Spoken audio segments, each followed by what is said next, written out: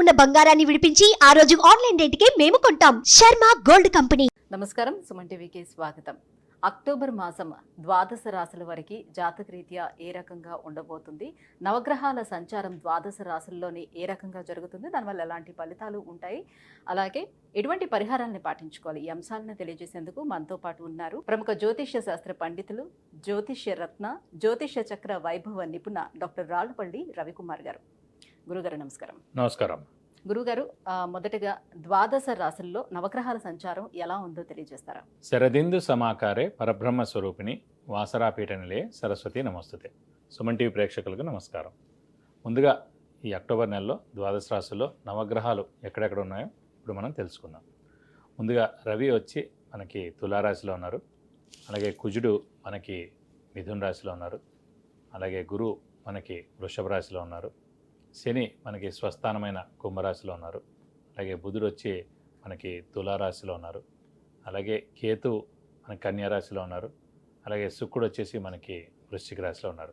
ఈ నవగ్రహాల సంచారం అంతా కూడా మనకి ఈ అక్టోబర్ నెలలో ఇలా కొనసాగుతాయని చెప్పు. గురుగారు, ఈ అక్టోబర్ మాసం కర్కాటక రాశి వారికి ఎలా ఉండబోతుంది? వీళ్ళకి నవగ్రహాల సంచారం ఎలా హెల్ప్ చేస్తుంది? కర్కాటక రాశి అనగానే మనకి పునర్వసు 4వ పాదం, పుష్యమి 1, 2, 3, 4 పాదాలు, ఆశ్లేష 1, 2, 3, 4 పాదాలు. ఈ నక్షత్రాలు అనేవి మనకి కర్కాటక రాశిలోకి వస్తాయి. ఇందాక మనం చెప్పినట్టు రాశ్యాధిపతి అంటే చంద్రుడు. చంద్రుడు అంటే ప్రతిరోజు ఒక్కొక్క నక్షత్రంలో మారుతాడు కాబట్టి అంత మనం పట్టించుకోకలేదు హార్డ్ వర్క్ గురించి.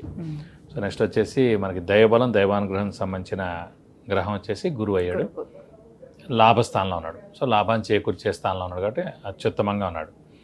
సో నెక్స్ట్ వచ్చేసి ఈ కర్కాటక రాశికి పంచమ దశమాధిపతి యోగకారకుడు లక్ ఫేవర్ చేసే గ్రహం వచ్చేసి కుజుడైన వాడు వ్యయ స్థానంలో ఉన్నాడు, ఖర్చు స్థానంలో ఉన్నాడు. కాబట్టి అదృష్టం అనేది కూడా ప్రస్తుతం ఈ నెలలు తక్కువగా ఉందని చెప్పుకోవాలి. కానీ దైవబలం, దైవానుగ్రహం బాగుంది కాబట్టి మనం చూసుకోకలేదు. ఇన్నిటితో పాటు మనం ఈ రాహు కేతువులను తీసుకుంటే తృతీయంలో కేతు చాలా బాగున్నాడు, భాగ్యంలో రాహు బాగున్నట్టే, కానీ అష్టమ శని మటుకు నడుస్తున్నాడు. అంటే కొంచెం కుజుడు శని ఈ 2 గ్రహాలు ప్రస్తుతం అయితే. సో ప్రతి గ్రహానికి శత్రువు, మిత్రువు, సముడు 3 ఉంటారు. సో అన్ని గ్రహాలకి శత్రువులు ఉంటారు, మిత్రులు ఉంటారు, సములు ఉంటారు. కానీ చంద్రుడికి మటుకు శత్రువు అనే వాడే లేడు. సో కర్కాటక రాశి వారికి ఏంటంటే శత్రువులే ఉండరు. సో అధిపతి చంద్రుడయ్యాడు కాబట్టి ఖచ్చితంగా వీరికి ఎవరో శత్రువులు ఉన్నారు కాబట్టి వీరికి బాగానే ఉంటుందని చెప్పుకోవాలి ముఖ్యంగా. ఇది కాకుండా అష్టమంలో శని ఉన్నాడు. ఈ అష్టమ శని మూలాన్ని ముఖ్యంగా ఏంటంటే స్థానచలనం ఉంటుంది, అంతే, అంతకన్నా ఎక్కువ ఇబ్బంది ఏమి ఉండదు. నేను ఆ శని కూడా స్వస్థానంలోనే ఉన్నాడు కాబట్టి ఈ స్థానచలనం అంటే కనుక ఇల్లు మార్పు కానీ, ఉద్యోగ మార్పు కానీ, ట్రాన్స్ఫర్ అవ్వడం కానీ, అంటే వేరే ఊర్లో జాబ్ రావడం కానీ ఇలాంటివన్నీ జరిగేందుకు అవకాశాలు ఉన్నాయి. కాబట్టి మేజర్గా అంటే గ్రహాలతో పాటు మనం కూడా సంచరిస్తే బెస్ట్ అండి. అయ్యో మనకి ట్రాన్స్ఫర్ వచ్చింది, దాన్ని ఆపుకోకూడదు. మనకి డిపార్ట్మెంట్లో మార్పు వచ్చింది, మనం దాన్ని ఆపుకోకూడదు. మనం ప్రెషర్ పెట్టి ఆగిపోలేనా, ఇక్కడే అలవాటు ఉంది, కొలీగ్స్ వీళ్ళు రోజు చూసేవాళ్ళే, వీళ్ళతో మాట్లాడేవాళ్ళే, నాకు బాస్ ఈజీగా ఉంటాడు, బాస్తో మంచి ఇది ఉంది, నాకు ఫ్యూచర్ లో వాళ్ళకి లాభం చేకూరే అవకాశం ఉంటుంది ఇప్పుడు డెసిషన్ అందు గురించి. అదే మనం ఆపుకున్నాం అనుకోండి, ఆపుకున్నప్పుడు బాగానే ఉంటుంది. కానీ చాలా కష్ట ప్రాబ్లం అంటే ఇంట్లో మేజర్ హెల్త్ ప్రాబ్లం పేరెంట్స్కో, వైఫ్కో, లేకపోతే పిల్లాడు సరిగ్గా ఇక్కడ నుంచి తప్పించుకుంటే అక్కడ పడుతుందన్నమాట. పిల్లాడు సరిగ్గా చదవకపోవడం ఇవన్నీ జరుగుతాయి. ఆ టైంలో ట్రాన్స్ఫర్ అవుతుంది. అప్పుడు మీరు అక్కడ బాధపడుతూ ఉండాలి, డబ్బు ఖర్చు అయిపోతుంటుంది, అనారోగ్యం మీకు చేస్తుంటే ఇక్కడ ఇంట్లో ఏమో మనశ్శాంతి ఉండదు. కాబట్టి గ్రహాలతో పాటు మనం కూడా సంచరిస్తే కనుక చాలా మంచిది.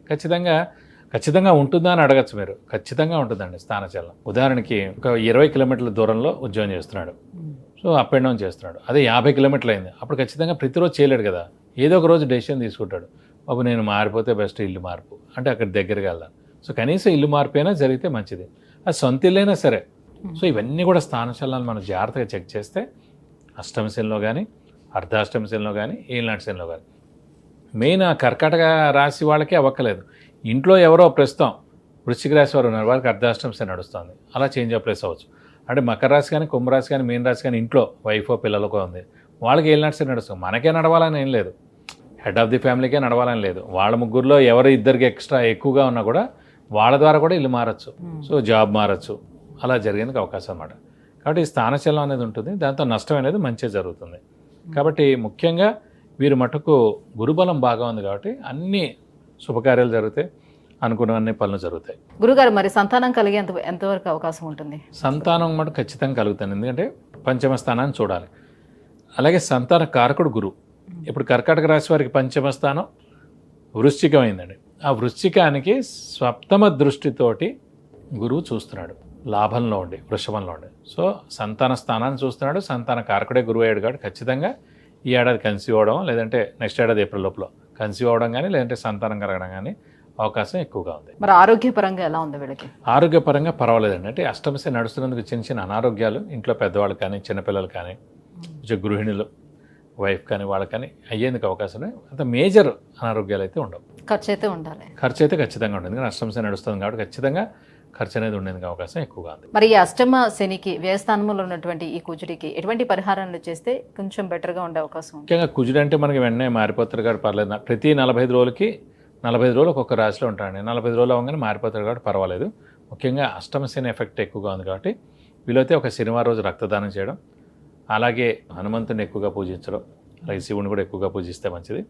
శివాలయానికి ప్రతి సోమవారం వెళ్ళి అభిషేకం కానీ అర్చన కానీ చేయడం, అలాగే 40 ప్రదక్షిణాలు చేయడం, అలాగే అష్టమ శని నడుస్తున్నందుకు ఈ హనుమంతుడు ఆంజనేయ స్వామికి పడమాల సమర్పించడం, అంటే తమలపాకులతో పూజ చేయించడం, అలాగే 40 ప్రదక్షిణాలు చేయడం శనివారం రోజున చేస్తే కనుక ఎలాంటి దోషం తొలగిపోతుంది. అలాగే ముఖ్యంగా ప్రతి శనివారం ఉపవాసం అంటే ఫిక్స్డ్గా పెట్టుకోండి. ఎందుకంటే ఏప్రిల్ తోటి అష్టమ శని వెళ్ళిపోతుంది. మళ్ళీ మీకు ఏలినాటి శని రావాలన్నా కూడా 7.5 years దాకా రాదు.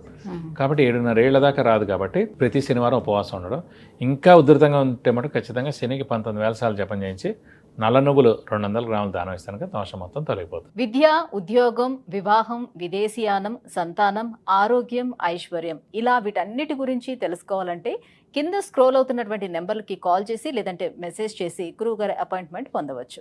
గురువుగారి అక్టోబర్ మాసం కర్కాటక రాశి వారికి ఎలా ఉండబోతుంది, ఎలాంటి పరిహారాలను పాటించుకుంటే మరింత మెరుగ్గా ఉండే అవకాశం ఉంటుంది, ఈ విషయాన్ని తెలియజేసినందుకు ధన్యవాదాలు. నమస్కారం.